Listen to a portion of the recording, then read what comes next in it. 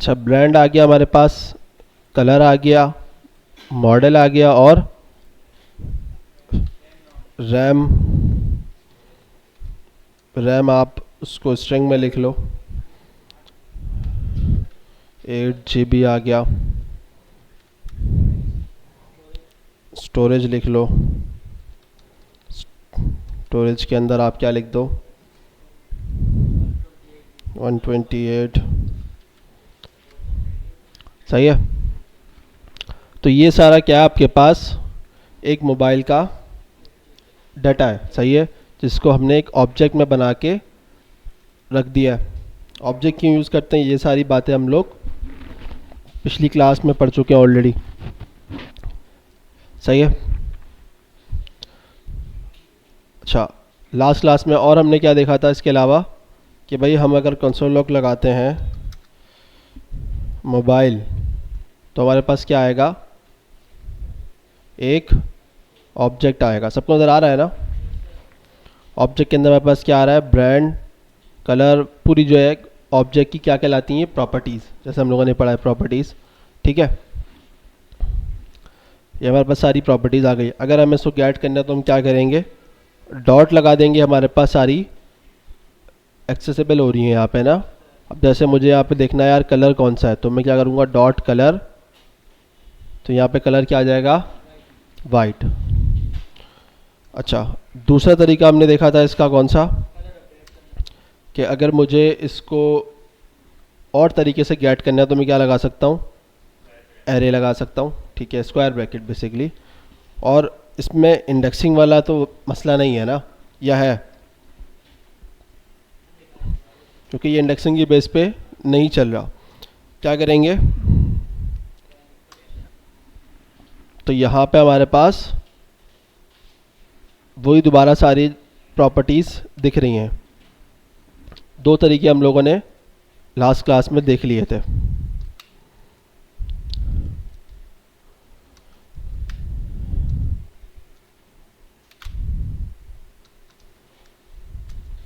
सही है, क्लियर है सबको।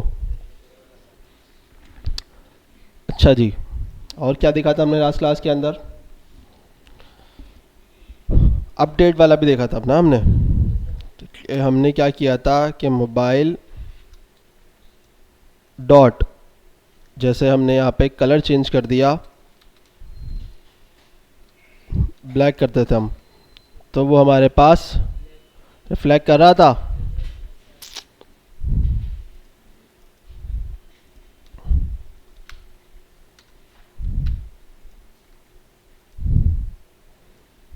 सही है, क्लियर हो गई सबको बात। और क्या देखा था हम लोगों ने इसके अलावा, नेस्टेड ऑब्जेक्ट भी देखा था, और इसमें मुख्तलिफ डाटा टाइप देखी थी। क्या देखा था इसके अलावा हम लोगों ने एरे देखा था इसके अंदर। फंक्शन भी हम लोगों ने यहाँ देख लिया था कि किसी भी नाम से हम लोग यहाँ पे कॉल कर सकते हैं।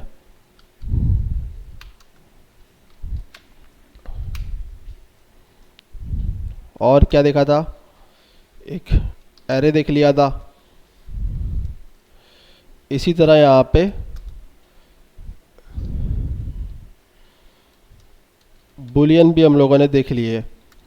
ठीक है, तो मुख्तलिफ क्या है, डिफरेंट जो हमारे पास डाटा टाइप्स हैं सारी हमारे पास ऑब्जेक्ट के अंदर मिल जाती हैं हमें। जैसे हम इसमें अनडिफाइंड भी डाल सकते हैं ना, मैंने ज़्यादातर ये लिख दिया, मैं इसमें अनडिफाइंड डाल दूंगा तो क्या अनडिफाइंड मुझे मिलेगा,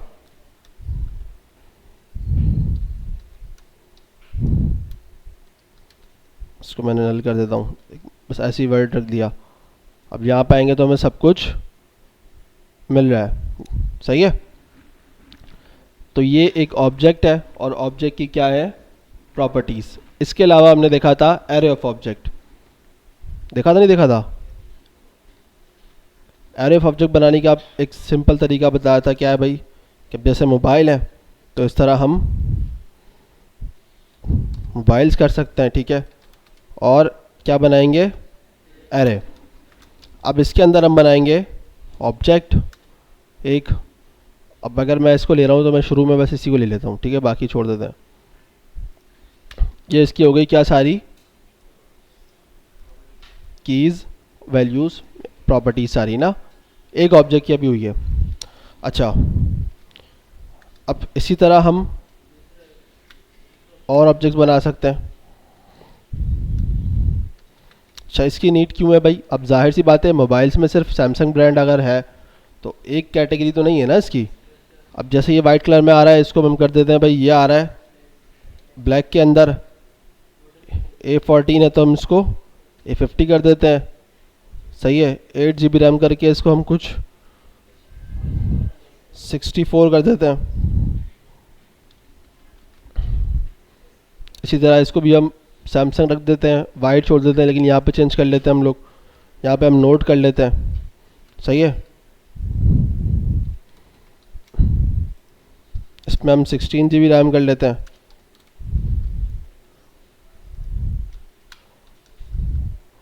टू 56 कर लेते हैं इसको। सही है, तो अब ये क्या हो गया, एक एरे ऑफ ऑब्जेक्ट है। सही है, क्या बोलते हैं इसको, एरे ऑफ ऑब्जेक्ट। ये बहुत ही कॉमन चीज़ है, और आपका जो बताया था मैंने डेटाबेस है वो इसी तरह मेंटेन हो रहा होता है। एक एरे है क्योंकि हमारे पास मल्टीपल ऑब्जेक्ट्स होंगे। अब मिसाल के तौर पे ये तो मोबाइल है, आप स्टूडेंट का भी इस तरह डाटा रखा हुआ है, टीचर्स का डाटा इस तरह हो सकता है, आपकी यूनिवर्सिटी के अंदर कोर्सेज़ के डाटा इस तरह होते हैं, सारा डाटा इसी तरह ही होता है। ठीक है, अब यहाँ पे देखेंगे तो हम क्या आ रहा है, एरे ऑफ ऑब्जेक्ट। एक एरे है जिसमें हमारे पास ऑब्जेक्ट है, किसकी बेस पे, इंडेक्सिंग की बेस पे। तो समझ लो इंडेक्सिंग, देखो यहाँ पे क्या डिफाइन कर रहा है, ये की है ना, मतलब 0 के आगे क्या है आपके पास, उसकी वैल्यू, 1 पे क्या है उसकी वैल्यू। तो अब हमें कोई अगर चीज़ एरे से निकालनी होती है, हम कैसे निकालते हैं, आगे क्या लगाते हैं, स्क्वायर ब्रैकेट, और उसमें हम इंडेक्सिंग पास कर देते हैं। अब मिसाल के तौर पे मुझे नहीं पता इसके अंदर मुझे क्या निकालना है, मैं 2 निकाल लेता हूँ मिसाल के तौर पे ना इसके अंदर। अब मुझे नहीं पता 2 में क्या आएगा, 2 में क्या आ रहा है मेरे पास, नोट 24, जो मेन मुझे चीज़ देखनी है। ठीक है, अब ये एरे है, अब मुझे इसकी भी अगर वैल्यू निकालनी है तो मैं आगे क्या लगा सकता हूँ, आगे डॉट लगाऊंगा, और फिर इसकी मैं क्या निकाल लूँगा, वैल्यू। जैसे मैं मॉडल देख लेता हूँ, तो मॉडल कौन सा आएगा मेरे पास, क्लियर हो रही है बात। 2 की जगह 1 कर दूंगा तो मेरे पास अब क्या आएगा, 3 कर दूंगा तो, क्यों, क्योंकि मेरे पास सिर्फ 3 ही है। तो अब देखा जाए तो 0 1 2। सही है, कोई सवाल, सबको क्लियर है ये चीज़। तो ये तो हमने पूरा पिछली क्लास का रिवीजन कर लिया। ठीक है, अच्छा, अब ऑब्जेक्ट्स के हमारे पास कुछ मेथड भी होते हैं ना। अब उसके लिखने का तरीक़ेकार ऐसा होता है कि आप कैपिटल से लिखो ऑब्जेक्ट, ठीक है, और यहाँ पे आप मोबाइल्स लिख लो। ठीक है,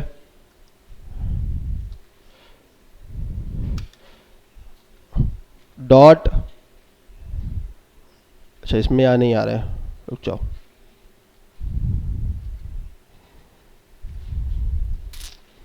मैं इसमें दिखा देता हूँ आपको।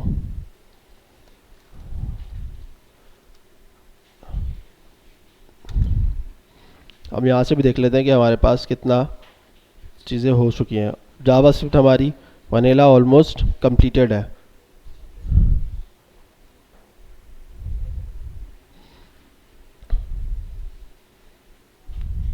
अच्छा, लास्ट क्लास में हम लोगों ने एक चीज़ देखी थी ना, कि जिसमें मैंने आपको एड्रेसिंग वाला भी बताया था, पूरा एक कॉन्सेप्ट, सबको याद है ना वो। तो अगर मैं उस रिलेटेड भी एक सवाल आपसे करता हूँ ना, जैसे अभी हम लोगों ने बनाया हुआ है, एक ऑब्जेक्ट बनाते हैं हम लोग, जैसे कि कॉन्स्ट ए इक्वल टू, ए में हम लोग क्या रखते हैं, सिर्फ नेम रखते हैं, नेम, नेम जैसे रख देते हैं इसका अली, और एज रख देते हैं हम। ठीक है, इसको नंबर रख लेते हैं, और क्या रखें, जेंडर रख लेते हैं, चलो जेंडर इसका रख लेते हैं हम लोग, स्ट्रिंग में रख लेते हैं, सही है। अब मैं एक काम ये करता हूँ, ठीक है, मैं ये करता हूँ एक वेरिएबल बना लेता हूँ, लेट बी, सही है। और अब मैं ये करूँगा कि बी इक्वल टू ए कर दूँगा, सही है। और अब मैं करूँगा बी डॉट जेंडर, चेंज कर देते हैं इसको, फीमेल कर देते हैं, ठीक है। तो अब अगर मैं यहाँ पे लॉक करूँगा किसको, ए को, मैं ए को लॉक करूँगा ना, ये बहुत ज़बरदस्त चीज़ बता रहा हूँ मैं आपको, इंटरव्यू क्वेश्चन है, 100% ये सवाल आपसे होगा और इसी तरह होगा, मिलता जुलता। देखो एक हमारे पास क्या है, ऑब्जेक्ट ए है, ठीक है, कुछ भी नाम दे सकते हो आप। मैंने एक बी बनाया था और बी में वैल्यू ए असाइन कर दी, तो अब बी की सारी वैल्यू किसके पास है, ए के पास है, हाँ मतलब बी के पास ए की वैल्यूज़ है, तो मैंने इसका जेंडर निकाला और फीमेल कर दिया, सही है। तो अब जब मैं कंसोल लॉग ए करूँगा तो क्या मेरे पास जेंडर चेंज होगा, होना चाहिए नहीं चाहिए? कितने लोग कह रहे हैं हो जाएगा? 2 3 4 5 6, बाकी जो कह रहे हैं नहीं होगा वो, और सही से हाथ खड़ा करो, बिल्कुल नज़र आए नहीं वाले। और बीच वाले क्या कह रहे हैं भाई, न्यूट्रल हो जाएगा ये है भाई, जेंडर मेल नहीं है फीमेल नहीं है, तो फिर बीच वाला ही बचा ना फिर तो, और बीच वाले फिर बीच वाला ही जवाब दे रहे हैं। या तो बता दो भाई हो जाएगा या तो नहीं होगा। अब लॉजिकली अगर आप देखो, जो आपके मतलब आंखों से दिख रहा है कि यार ये होगा नहीं होगा, तो उसमें क्या हो सकता है भाई, वो जवाब दे दो। दोबारा पूछ रहा हूँ, देखो अक्सरियत ये जो है ना हाथ खड़ना चाहिए, जिसका नहीं होगा ना वो खड़ा होगा, फिर पूछूंगा भाई फिर इसका जवाब क्या है। अब देखो सवाल सबको समझ में आ रहा है, मैं पूछ रहा हूँ, मैंने एक ऑब्जेक्ट ए बनाया जिसको मैंने बी में असाइन कर दिया, तो मेरे पास जो मेरा बी है उसके अंदर मेरे पास ए की सारी वैल्यूज़ यानी प्रॉपर्टीज़ मिल जाएंगी, कॉपी हुआ है ना बेसिकली। अच्छा अब मैंने क्या किया है, बी डॉट जेंडर को फीमेल कर दिया। मेरा सवाल ये है कि कंसोल लॉग में जब मैंने ए किया है, क्या वहाँ पे जेंडर चेंज होगा या नहीं होगा? जो कह रहे हैं नहीं होगा वो हाथ खड़ा करें, ठीक है, और जो कह रहे हैं होगा वो हाथ खड़ा करें। ये अभी भी कंफ्यूज है भाई,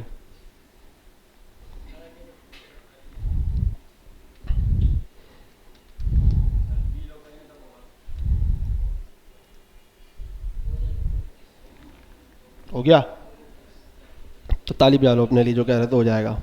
हालांकि उनको पता नहीं होगा तो कम आ रहा होगा, लेकिन चलो अगर किसी को पता है वो एक्सप्लेन कर दें यहाँ पे आगे। पता है किसी को?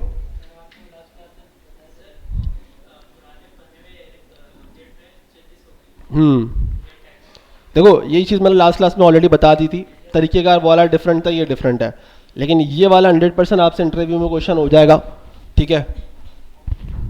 100% से मुराद ये होता है कि मेजॉरिटी ज़्यादातर लोग आपसे सवाल कर ही लेंगे, इंटर्नशिप लेवल पे तो सवाल होता ही होता है, ठीक है।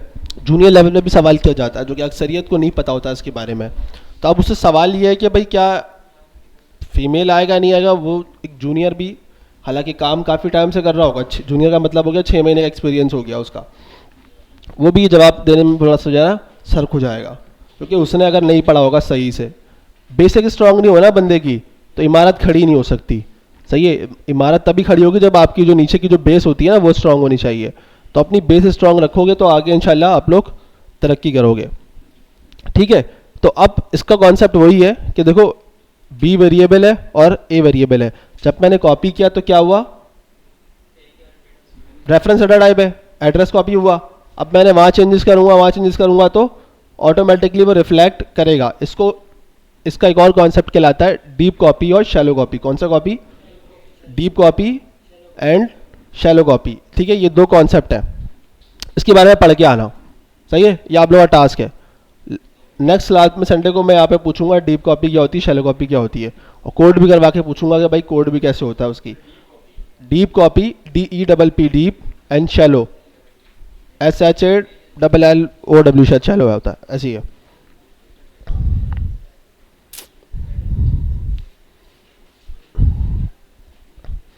ठीक है। इसका सॉल्यूशन है, कहने से मुराद ये कि डीप कॉपी हो गई, एक हो गई शैलो कॉपी, सही है। ये आपके पास हो जाएगा डीप कॉपी, और जो दूसरा वाला आपके पास होगा वो होगा शैलो। तो वो इसका सॉल्यूशन है कि हम उस चीज़ को रिफ्लेक्ट ना कर सकें क्या, तो किस तरह करेंगे, मतलब जो एड्रेसिंग मोड वाला है उस चीज़ को कैसे जो है ना हटा सकते हैं, किस तरह चेंज कर सकते हैं। ठीक है, वो पढ़ के आना। चले आगे।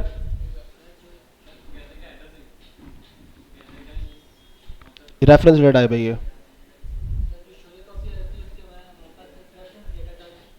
पढ़ के आना, कहता रहा हूँ मैं, पढ़ के आना अभी सुकून से। सवाल होगा यहाँ पे खड़े होके कि बिल्कुल जवाब देना है आपने, एक्सप्लेन करना है दोनों चीज़ों को।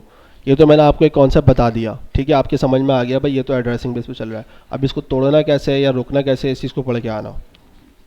ठीक है, चलें आगे।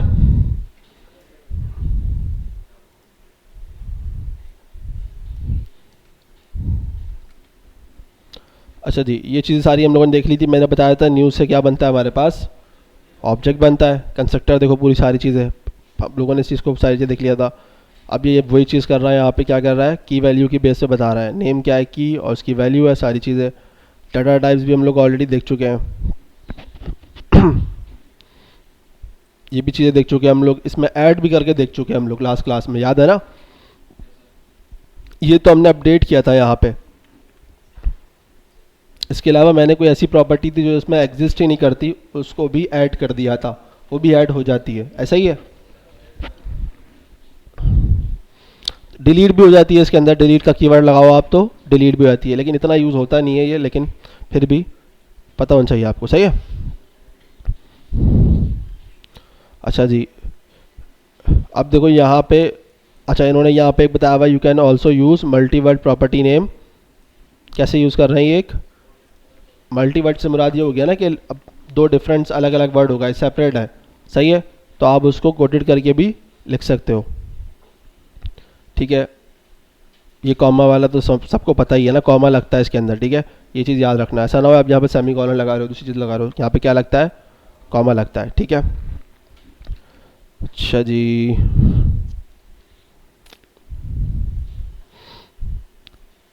ये भी हम देख चुके हैं सेट वाली चीज़, ठीक है। इसी तरह डिलीट भी हो रहा है।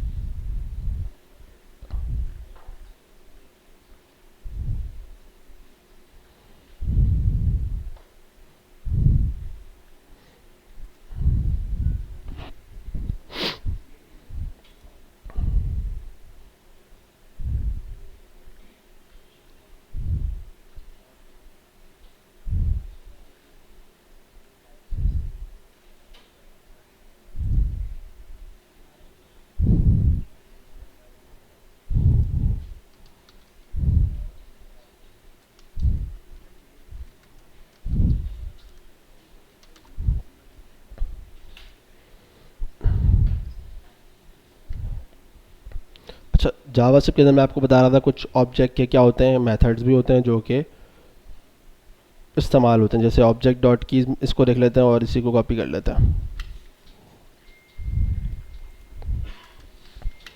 सिंपल है, ऑब्जेक्ट बनाया हुआ है और ABC नाम दिया हुआ है उसको, और ऑब्जेक्ट डॉट कीज़ और ऑब्जेक्ट वन को उसमें जो है क्या कर दिया है, पुट कर दिया है। तो यहाँ पे क्या आपके पास, आपके हिसाब से क्या आना चाहिए, कीज़ आएंगी, सही है।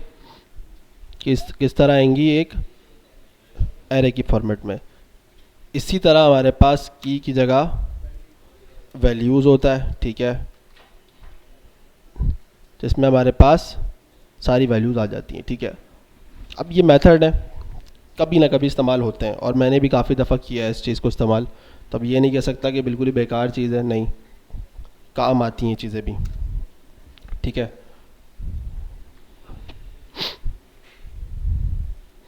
आगे चलते हैं। इसके अलावा वैल्यूज़ हमने देख लिया, ठीक है। अब इसमें और जो मेनली यूज़ होने वाली चीज़ें हैं, ग्रुप बाय भी है, ठीक है। ये अभी नया आया ग्रुप बाय इसके अंदर, सही है। इसको भी दिखा देते हैं।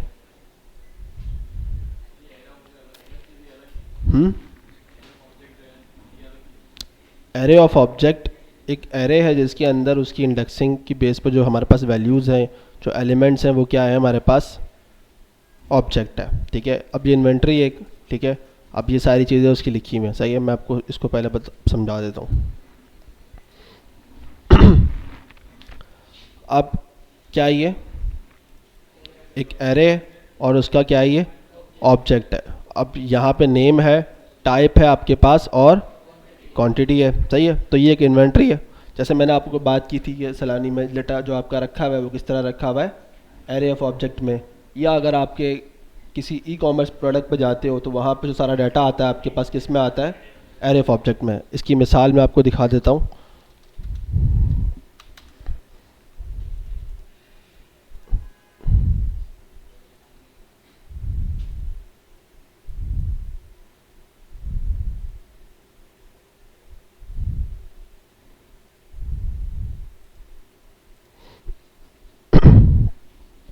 अच्छा जी, अब ये क्या आ रहा है, रीसेंट ऑर्डर। प्रीव्यू में अगर हम आते हैं तो हमारे पास क्या आ रहा है कि भाई नहीं, कुछ भी नहीं है हमारे पास, ओके। यहाँ पे हमारे पास देखो ये सब ऑब्जेक्ट ही है ना, ऑब्जेक्ट में आ रहा है। ये जो आपके पास आ रहा है इसको जेसन फॉर्मेट कहते हैं, इसको भी हम देखेंगे। अच्छा जी, प्रोडक्ट हमारे पास सारी कहाँ आ रही है।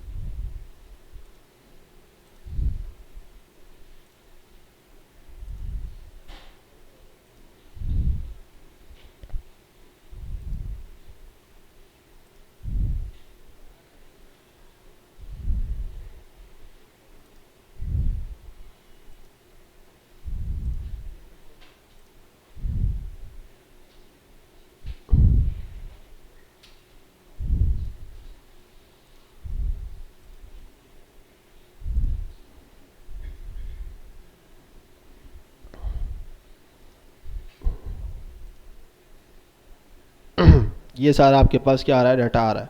डाटा किस में आ रहा है, एक एरे है और उसके अंदर क्या है, ऑब्जेक्ट है। अब हर ऑब्जेक्ट की कोई ना कोई चीज़ हो सकती है। अब जैसे यहाँ पे इस ऑब्जेक्ट की नाम भी आ सकता है, यहाँ पे शॉप आईडी आ रही है, सही है। सेलर आईडी मतलब जो बेच रहा है उसकी आईडी है। ये बहुत, जब आप बैकएंड पढ़ोगे सब चीज़ें आपको ज़्यादा अच्छे से क्लियर होंगी, ये सब चीज़ें होती क्या है। उसके अंदर मुझे कुछ मिल जाए।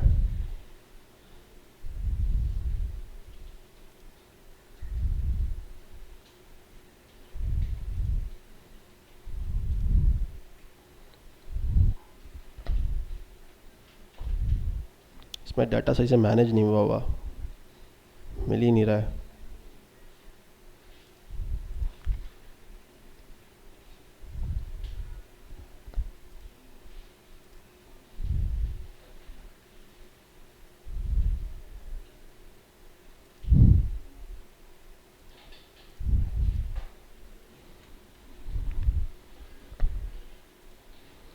चलो इसको हटाओ,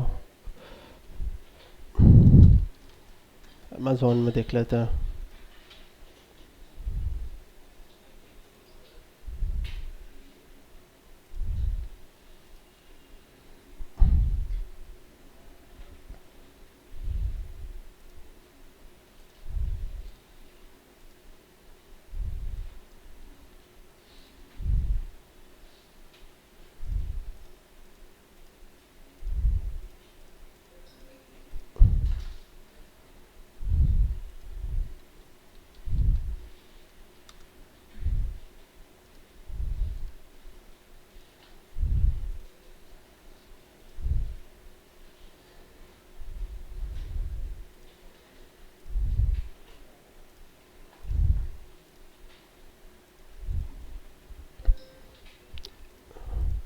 अमेज़ोन ने सही सिक्योरिटी लगाई हुई है, आप उसकी यहाँ पे डाटा जो है ना देख नहीं सकते। अगर डाटा इस तरह देखा जा सकता है तो स्क्रैपिंग की जा सकती है और इसका फिर काम हो सकता है सारा चीज़ें। खैर, तो डाटा जो है ना आपके पास इसी फॉर्मेट में होता है, ठीक है। मैंने शायद पता नहीं लास्ट क्लास में दिखाया नहीं दिखाया था आपके किसी टाइम पे, तो उसके अंदर डाटा हमारे पास कुछ इसी तरह आ रहा होता है।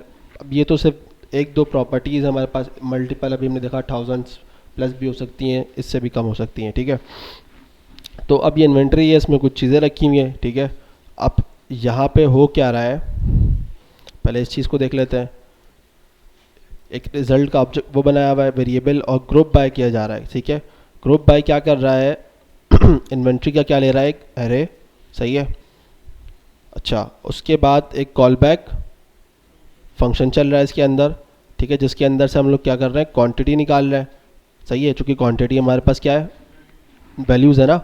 अच्छा, इसको सिंपल वर्ड में अगर मैं कहूँ तो इसको डीस्ट्रक्चरिंग कहते हैं, हम आगे चल के पढ़ेंगे इसको, ठीक है।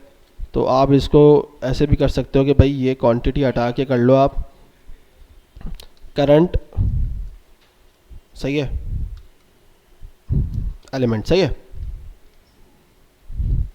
तो अब आप करंट एलिमेंट में आपके पास क्या आएगा, ये पूरा एक ऑब्जेक्ट आएगा, है ना, लूप चल रहा है ना बेसिकली ये।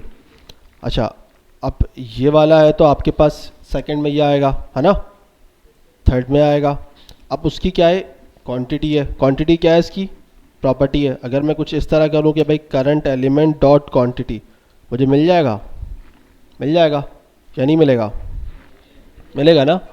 तो अब ये ग्रुप बाय मतलब ग्रुपिंग कर रहा है डाटा को, सही है। अभी डाटा किस चीज़ में है, किस फॉर्मेट के अंदर है, एक आपके पास नेम, टाइप, क्वांटिटी, ये उसकी वैल्यूज़ हैं, मतलब की वैल्यूज़ हैं, मतलब ये उसकी प्रॉपर्टीज़ हैं।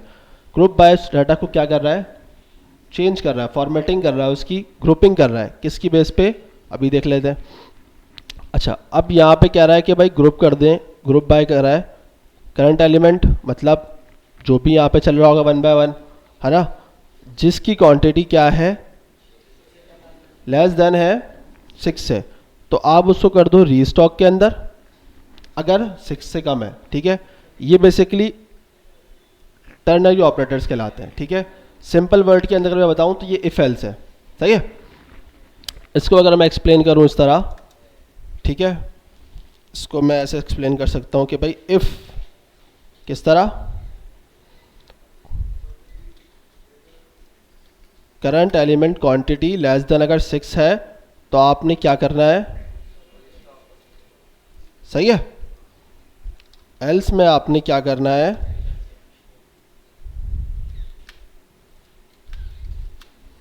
यहाँ तक बात सबको समझ में आ रही है, ये चीज़ है, ठीक है। इसको भी हम देखेंगे जब हम एडवांस जावास्क्रिप्ट की तरफ जाएंगे, ठीक है। या इसको अगर अभी समझना है तो मैं समझा देता हूँ, देखो कुछ भी नहीं है, इसको क्या बोलते हैं, टर्नरी ऑपरेटर्स, ठीक है।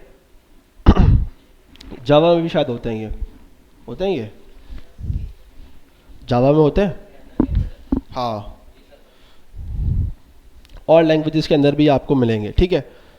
अच्छा, बस एक ये शॉर्ट फॉर्म है किसकी, इफ एल्स की।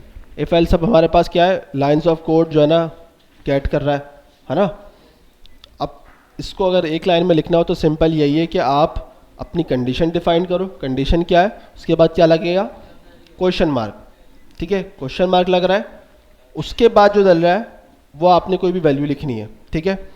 अब इस कंडीशन के बाद, क्वेश्चन मार्क के बाद जो ये चीज़ आ रही है वो ट्रू है, ठीक है, और ये क्या है, फॉल्स। मीन्स ये क्या, जब ये कंडीशन ट्रू होगी तो ये इधर गिरेगा, और अगर फॉल्स होगी तो फिर ये यहाँ पे जाएगा। यहाँ बात सबको समझ में आ रही है। अब मिसाल के तौर पे मैं इसको एक सिंपल सा आपको लॉक करके दिखाता हूँ, ठीक है। अभी थोड़ी देर के लिए ज़रा इसको बंद कर देता हूँ। मैं कहता हूँ कि भाई 2 इक्वल टू 2 है, सही है।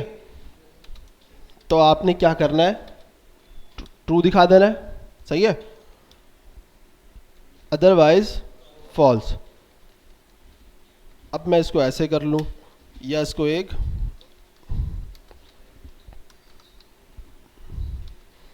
वेरिएबल में रख लूँ, बात एक ही है ना।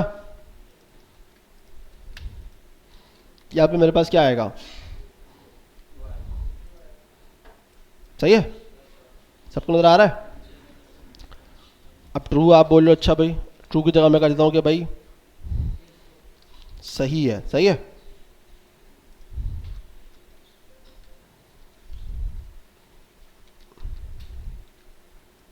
और यहाँ पे कर देते हैं सही है। तो आपके पास क्या आ रहा है, सही है। और अब इस कंडीशन को मैं 1 कर दूं तो आपके पास क्या आएगा, गलत है। यहाँ तक सबको समझ में आ गई नहीं? तो टर्निंग ऑपरेटर में कोई मसला है। इसी तरह एक सिमिलर हमारे पास इसमें होता है, ठीक है, थोड़ा सा एडवांस है वो। ओए होए ये क्या हो गया, इसमें उर्दू आ गई थी। अच्छा एक और वेरिएबल बना लेते हैं हम लोग, जैसे कि इसको इस प्रेजेंट के नाम से समझते हैं, ठीक है। अब अगर कोई वैल्यू मिसाल के तौर पे मैं ऐसे कर लेता हूँ कि भाई 2 अगर नहीं है तो आपने दिखा देना है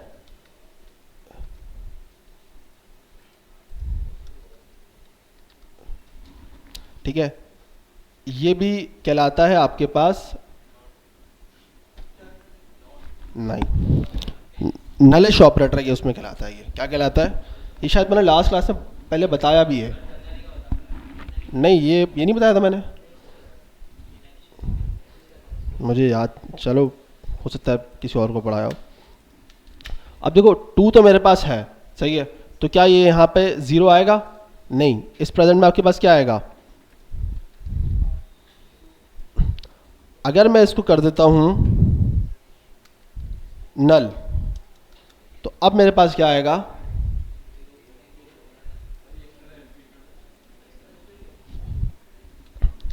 देखो ये चीज़ समझ में आ गई, टर्निंग ऑपरेटर समझ में आ गया। दूसरा हमारे पास क्या है, नलिश ऑपरेटर भी कहा जाता है इसको, ठीक है। अब जैसे मैंने यहाँ पे लिखा 2, अब मेरे पास पीछे से वैल्यू आ रही है कि भाई अगर 2 मेरे पास नहीं हो ना तो मेरी ये जो इस प्रेजेंट वाली चीज़ है ये अनडिफाइंड ना रहे। मिसाल के तौर पे मेरे पास 2 नहीं आया पीछे से, ठीक है, एक वेरिएबल के अंदर मेरे पास 2 नहीं आया, तो यहाँ पे मेरे पास क्या होगा, अनडिफाइंड होगा, है ना, ऐसा ही है ना। अगर 2 मेरे पास पीछे से कहीं से आ रहा है, बैकएंड से आ रहा है मेरे पास, मैंने समझो कुछ डाटा मंगवाया पीछे से, उसकी क्वांटिटी मंगवा ली, जिसकी क्वांटिटी आ रही थी 2 लेकिन नहीं आ सकी ना, कि कोई भी रीज़न हो सकता है, कोई पीछे एरर फट गया हो, तो मैंने एक कंडीशन लगाई हुई थी इस प्रेजेंट की बेस पे, तो यहाँ पे क्या आएगा आपके पास, अनडिफाइंड, जिसकी वजह से आपकी ऐप क्रैश हो सकती है कहीं पे भी अगर आपने कंडीशन लगाई होगी, ठीक है। यहाँ तक बात समझ में आ गई, ये वाली कहानी, ठीक है। अब अगर मेरे पास कोई चीज़ अनडिफाइंड आ रही है तो मैं कर दूं भाई मेरे पास अब क्वांटिटी नहीं भी है ना, तो एटलीस्ट कुछ तो दिखे वहाँ पे। अगर क्वांटिटी नहीं है तो मैं क्या दिखाना चाहूँगा, मैं 0 दिखाना चाह रहा हूँ भैया, भाई मेरे पास क्वांटिटी नहीं है मतलब 0 है, 0 स्टॉक है मेरे पास, ठीक है। तो अब ये क्या कहलाएगा हमारे पास, तो ये मुझे क्या दिखाएगा कि अगर मेरे पास यहाँ पे अनडिफाइंड या तो नल आ रहा है, जो कि वैल्यू दोनों नहीं है हमारे पास, ना तो अनडिफाइंड है ना तो नल है, तो यहाँ पे क्या वैल्यू शो हो रही है 0। लेकिन अगर मेरे पास पीछे डाटा आ रहा है तो ये मुझे क्या दिखाएगा, सही है। यहाँ तक बात क्लियर हो गई, कोई ऐसा इसको नहीं समझ में आया अभी तक,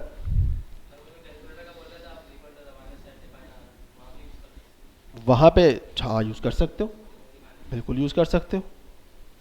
अब ये तो आपके ऊपर है ना, आप कंडीशनली किस तरह उसको देखोगे, किस तरह टैगल करोगे। उस बटन के ऊपर आपने कंडीशन लगानी है, उस बटन के ऊपर आपका ऑलरेडी इवेंट लगा हुआ है क्लिक का, आपने वहाँ कंडीशन लगानी है, उसको चेक करना है कि भाई कि अगर मैं क्लिक कर रहा हूँ तो अनडिफाइंड क्यों आ रहा है, क्योंकि जाहिर सी बात है डाटा तो आप स्ट्रिंग में ले रहे होगे, आपका जो इनपुट है उसमें तो स्ट्रिंग में जाता है ना डाटा, वहाँ तो उसमें नंबर में नहीं जाता, तो नेट NaN तो नहीं आएगा वहाँ पे, स्ट्रिंग में क्या आएगा, अनडिफाइंड। करके देखना, जिन्होंने नहीं बनाया वो कैलकुलेटर बनाएंगे तो उनको पता चलेगा, ये एरर आएगा, ठीक है। तो ये 2 चीज़ समझ में आ गई आपके, ये क्या है टर्नरी ऑपरेटर है और ये क्या है नलिश ऑपरेटर, ठीक है। टर्नरी एक काइंड ऑफ आपके पास क्या है इफ़ एल्स ऑल्टरनेटिव है आपके पास, आप यूज़ कर सकते हो, ठीक है। बहुत शॉर्ट है ना ये, आपके पास सिंपल है। अगर ये कंडीशन नहीं पूरी होती ये दिखा दो, ये पूरी नहीं होती तो ये दिखा देगा, ऐसा ही है ना। सॉरी, ये वाली कंडीशन अगर आपकी पूरी होती है तो ये दिखाएगा, और अगर नहीं होती तो ये वाली चीज़ आपके पास दिखा देगा। नलिश वाला भी ऐसा ही है भाई, अगर आपके पास पीछे डाटा नल या अनडिफाइन आ रहा है तो जो डाटा आपने यहाँ रखा है ये वो दिखाएगा, सही है। अपनी मर्जी नहीं चलाएगा, क्या करेगा, जो डाटा आपने यहाँ रखा है वो दिखाएगा। तो ये चीज़ें होती हैं सिक्योरिटी के लिए। अगर कोई डाटा पीछे से नहीं आ रहा तो मेरी ऐप क्रैश ना हो। जब आप लोग इंडस्ट्री में जाओगे ना और ये चीज़ें देखोगे तो आपको अंदाज़ा होगा कि ये छोटी छोटी चीज़ें पूरी पूरी ऐप क्रैश कर देती हैं। चलते चलते आपने ऐप पे क्लिक किया, भाई वो ब्लैक अचानक से वाइट स्क्रीन आ जाती है, ये क्या हुआ, आपको नहीं पता क्या हुआ, लेकिन डेवलपर को पता है कि ये तो उसकी गलती है, उसने कुछ ना कुछ जो है ना पीछे बग एक सही से फिक्स नहीं किया या देख नहीं सका, यहाँ पे एरर आ गया। बात समझ में आ रही है। आपके पास एरर शो नहीं होगा, आपके पास इसी तरह वाइट कलर की स्क्रीन आ जाएगी। आपने क्लिक किया, भाई वाइट स्क्रीन आ गई, अब आपको तो समझ में नहीं आ रहा है ये क्या हो रहा है। आपने रिफ्रेश किया, दोबारा आया, दोबारा क्लिक किया, दोबारा ब्लैंक हो रही है क्योंकि आप एज अ यूज़र आपको नहीं पता, ठीक है। लेकिन अगर आप क्लाइंट हो तो आप उसको बोलोगे यार यहाँ पे कि भाई ये क्यों वाइट स्क्रीन आ रही है यहाँ क्लिक करने के ऊपर। फिर डेवलपर उसको फाइंड करता है, तो आपको एरर हमेशा मिलेगा कंसोल के अंदर। जो ये एरर लिखा हुआ आ रहा है ना, यहाँ पे आपको मिल जाएगा सारे एरर, जो भी आपका एरर आ रहा होगा। बात समझ में आ रही है। वैसे तो यहाँ पे भी मिल जाता है ओवरऑल पूरे में, लेकिन मैं ज़्यादातर इन्फो यूज़ करता हूँ जो कि पूरी सारी चीज़ें उसमें आ रही होती हैं। इसमें ये होता है कि स्पेसिफिक डाटा आता है जो मुझे सिर्फ देखना है, ठीक है। बाकी अगर मुझे एरर देखना होता है तो वो मुझे एरर के अंदर आ रहा होता है। और बेहतर यही है, एक अच्छा डेवलपर यही होता है कि ये जो एरर वाली चीज़ है ना इसको एम्प्टी रखे। कुछ चीज़ें इसमें रह जाती हैं, प्रोडक्शन में जाने से पहले पहले इसको क्या कर दो, एम्प्टी कर दो। तब जब फट जाएगा वहाँ पे दोबारा बना देंगे, मसला नहीं है, जो कि कोड दोबारा पुश करके काम हो जाएगा। लेकिन पहले पहले इसको एम्प्टी रखो। कुछ लोग होते हैं, मैंने देखा है 12-12, 15-15 एरर होते हैं और चलती रहती है उनकी एप्लीकेशन। हो सकता है यहाँ पे भी कहीं ना कहीं डाला हुआ हो। नहीं आ रहा, देखो ये अच्छे डेवलपर लोग हैं, देख रहे हो यहाँ पे एरर आपके पास नहीं आ रहा, वरना कहीं ना कहीं एप्लीकेशन पीछे क्रैश कर रही होती किसी और रीज़न की वजह से। तो ये दो चीज़ें सबको क्लियर हो गई हैं। कोई सवाल है? अच्छा, अब हम देख रहे थे ये, सही है, ग्रुप बाय का जो फंक्शन है, ये मेथड कह लो, ये आया ही अभी है, सही है। बहुत ज़्यादा टाइम नहीं हुआ इसको आए हुए। मैंने अभी आपको दिखाया ना कब आया ये, देख रहे हो 24 के भी, ये मेरे ख्याल से आधे महीने के बाद ही आया है। तो समझ लो ये आपके बहुत ही कोई इतना वो नहीं है, ठीक है। अच्छा, इससे पहले भी काम होता था ये, लेकिन तरीक़ेकार डिफरेंट था, कस्टम कोडिंग लिखी जाती थी। अब इसने काम वो आसान कर दिया। अब मैंने कहा कि भाई मेरी जो इन्वेंट्री का एरे, सही है, आपने क्या करना है, करंट एलिमेंट है जिसकी क्वांटिटी कितनी है मेरे पास, लेस देन क्या है 6 है, तो आपने उसको क्या करना है, रीस्टॉक कर देना है। अदरवाइज अब मैं अगर आपको दिखाऊं तो आपके पास क्या आएगा,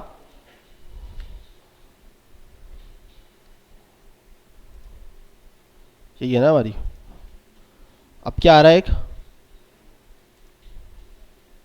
कौन सा आ रहा है, रिजल्ट करूंगा सिर्फ तो मेरे पास क्या आ रहा है,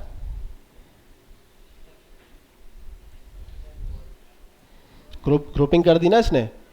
ये दो ही तो काम करना था हमें कि अगर क्वांटिटी 6 हो तो उसको भाई यहाँ डाल देना, और वरना तो यहाँ पे ग्रुपिंग कर देना। तो उसने बेसिकली क्या किया, ये की वैल्यू बना दिया, की वैल्यू बनाया ना ये रीस्टॉक।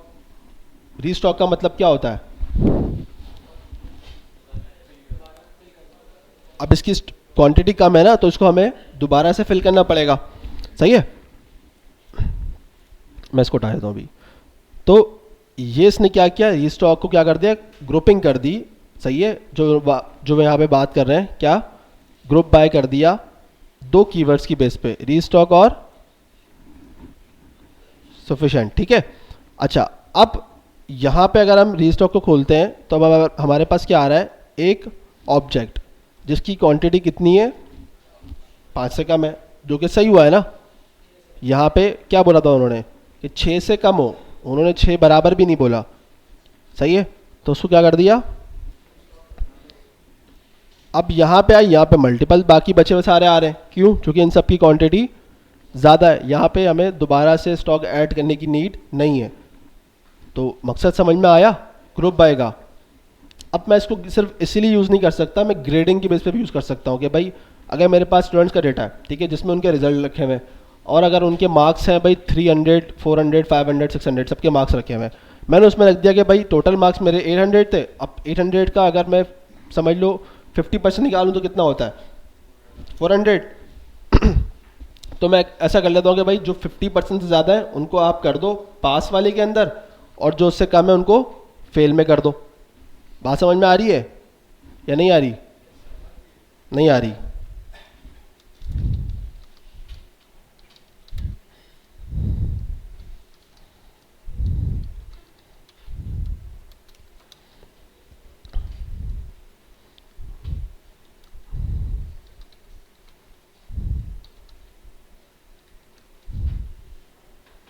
अली हो गया, ठीक है। अब फटाफट लिख रहा हूँ बस, मैं ज़्यादा नहीं, मार्क्स लिख देता हूँ, सही है। अब मार्क्स मैंने जैसे कर दिए, इसने कर दिए गेट 565, ठीक है। इसी तरह 4 बना दिए,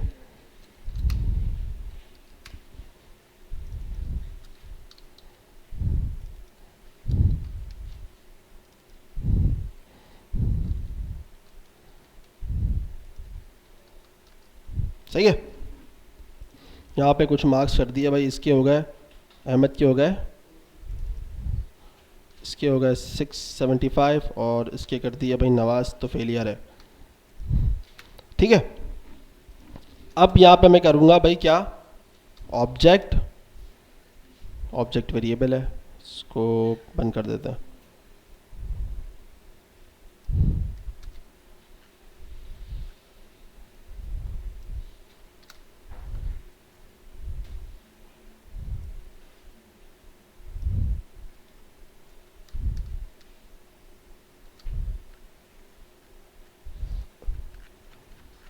सब बंद कर दिया हमने, नीचे आ रहे हैं।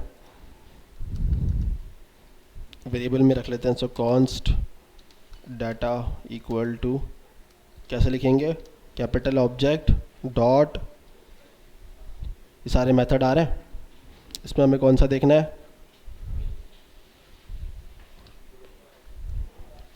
GROUP ग्रुप पाए, ठीक है।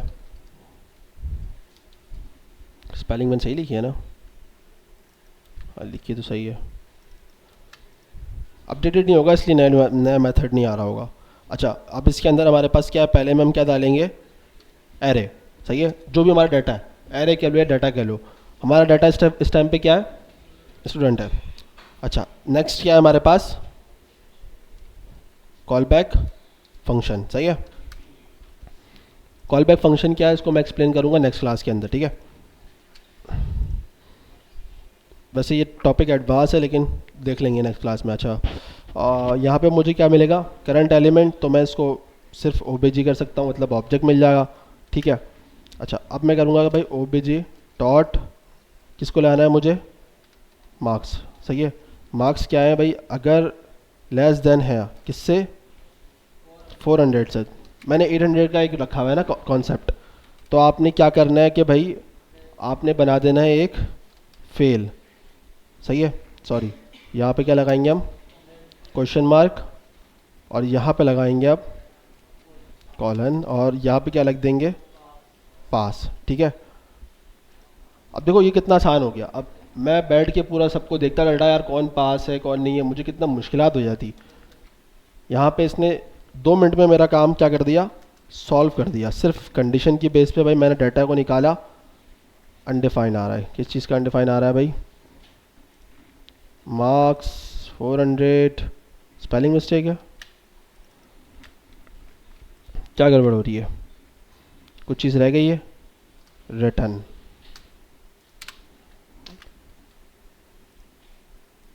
फेल, फेल में मेरे पास एक स्टूडेंट आ रहा है, ये नवाज ही हो सकता है, ठीक है। अगला कौन है, पास, पास में मेरे पास 3 स्टूडेंट आ रहे हैं, सही है। अब मेरे पास सैलानी की बात करते हैं, सिंपल सी बात है। आपने क्विज दिया, कितने बच्चे यहाँ पे बैठे हैं इस टाइम पे? ज़्यादा है, 50 के आसपास हैं यहाँ पे ना तकरीबन। अब 50 का स्टूडेंट का डाटा है मेरे पास, अब मैं इसमें चेक करूँ कि यार कौन पास है कौन फेल है, किस तरह चेक करूँ? लंबी होगी। मैं डायरेक्ट ही ये मेथड लगाऊंगा चूँकि मेरे पास डाटा आपका ऐसी होगा, स्टूडेंट्स एरे ऑफ ऑब्जेक्ट, आपका इसी तरह ऑब्जेक्ट होगा, उसमें सारी डिटेल होंगी। अब एक आपका क्विज होगा, उसके अंदर क्या होंगे, मार्क्स पड़े होंगे जो आपने वहाँ पे सेट किए होंगे जब आपने क्विज कर दिया होगा। ठीक है, अब सिर्फ मुझे ऑब्जेक्ट डॉट ग्रुप बाय की बेस पे देखना है कि भाई फेल कितने पास कितने। फेल वालों को बता दूं भाई कि आप फेल हो चुके हैं, अब आप अपनी तैयारी कर लो, सामान उठा लो। पास वालों को बोलूँ कि भाई चलो आप नेक्स्ट बैच की तैयारी कर लो या नेक्स्ट मॉड्यूल की। क्लियर हो रही है बात? 50 स्टूडेंट्स का डाटा मुझे देखने की नीड नहीं है, मुझे कुछ करने की नीड नहीं है, मुझे सिर्फ यहाँ पे एक कंडीशन लगाने की सिर्फ इतनी सी ज़रूरत है और क्या हो गया, गेम मेरा सेट हो गया। सही है, मुझे पता चल गया कौन फेल है और कौन पास है। पास वालों को भाई आगे फॉरवर्ड कर दिया जाएगा, फेल वालों को बाहर। यह बात सबको समझ में आ गई? जो एरर आ रहा था किसकी बेस पे आ रहा था? रिटर्न। अब यही काम अगर आप खुद से करने बैठते तो आपको शायद इससे ज़्यादा टाइम लग जाता सिर्फ इस रिटर्न कीवर्ड को ढूंढने के अंदर कि मैंने यहाँ क्या गलती करी है। अगर चैट जीपीटी से नहीं कराते तो तब आप बोलते रहते यार ये अनडिफाइंड क्यों आ रहा है। मेरा एक्सपीरियंस है, मैंने सारी चीज़ें खुद फेस करी हूँ, क्योंकि हमारे टाइम पे चैट जीपीटी बाद में आया है, थोड़ा सा ना 1 साल के बाद आया मेरे ख्याल से हमारा। हाँ तकरीबन 22 में आया है ना, 22 के एंड में आया है। तो हमारा बैच 21 का है। हाँ 21 का बैच है। तो प्रैक्टिस टाइम पे इतने जो है ना ये भंड मारे थे, इतने भंड मारे थे कि परेशान हो जाते थे कि क्या हो रहा है। एक एक चीज़ के अंदर जो है ना 2-2 3-3 घंटे फंसे पड़े हुए हैं। क्यों? चैट जीपीटी नहीं है भाई। अब क्या मसला है, अब स्टैक ओवरफ्लो पे चले भी गए तो ये एरर तो बता ही नहीं सकता वो मसला क्या आ रहा है, क्योंकि मुझे तो पता ही नहीं चल रहा है, मेरे पास एरर थोड़ी है, एरर तो नहीं है मेरे पास, ये तो मसला ही मेरा है। तो इतना कर जाने के बाद फिर देखते तो पता चलता था कि यार ये बंड मारा हुआ है। तो अब ये दिखने में आपके लिए बड़ा छोटा है ये, जब आप खुद से प्रैक्टिस करो पता चलेगा आपको ये कि ये एरर कितना बड़ा है।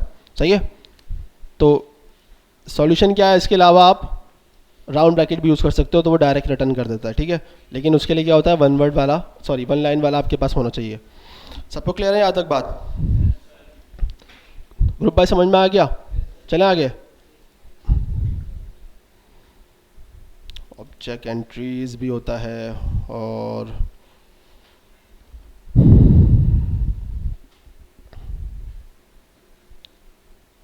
हैज़ ऑन भी है।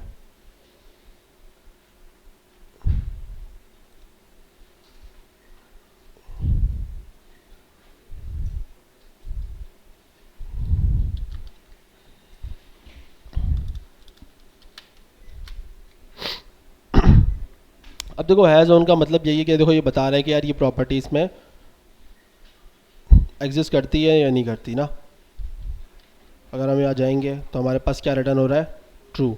अगर मैं यहाँ पे कर दूँ प्रॉप्स तो क्या आ रहा है, फॉल्स, क्योंकि ये मेरे पास क्या है, की नहीं है। सही है, तो हम इसकी बेस पे भी कंडीशन लगा के वर्किंग कर सकते हैं, बहुत सारे काम हो सकते हैं। ठीक है, अब ये चीज़ वही बात है ना, मैंने आपको टूल बता दी, ये टूल्स हैं, अब इस्तेमाल कब कहाँ करना है ये आपका काम है।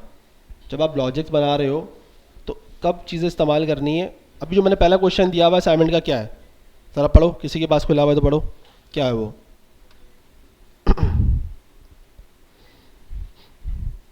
अब मुझे पता है लोगों की पहला क्वेश्चन देख के जो है ना हवा खुशक हो गई होगी, यार ये क्या दे दिया सर ने, ये तो हमसे हो ही नहीं सकता। यार मुझे भी याद नहीं है, इन्वॉल्वमेंट भी है उसमें, कार्ड भी है उसके अंदर, 4-5 क्वेश्चन है ना उसमें, आसान भी दिए मैंने, कुछ मुश्किल भी दिए मैं उसके अंदर।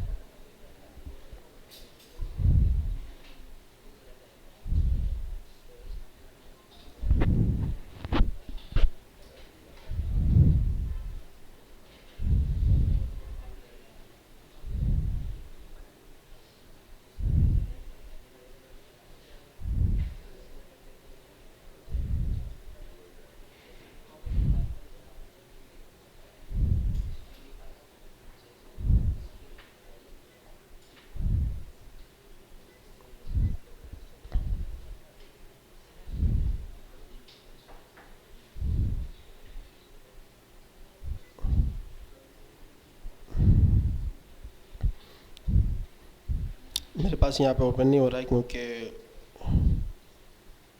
मैंने लैपटॉप से अपलोड किया था। मेरे पास क्यों नहीं हो रहा ये?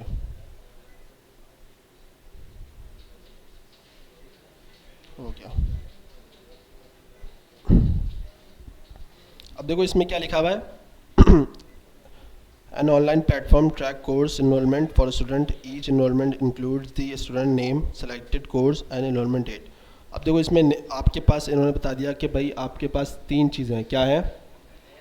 Name, course, enrolment date. सही है। अच्छा एक काम करते हैं, ये आपका टास्क है, आप अभी करो क्लास के अंदर। सही है।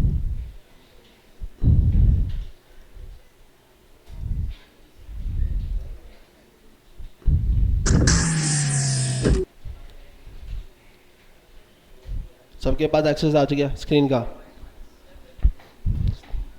अब ये आप लोगों का टास्क है, अभी फटाफट कर लो।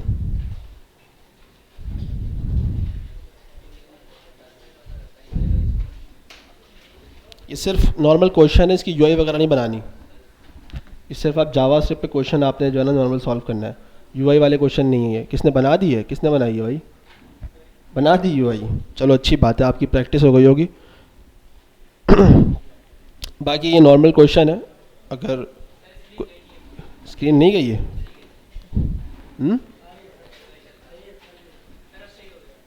सही। वो आहिस्ता आहिस्ता जो है ना सबको एक्सेस दे रहा होता है।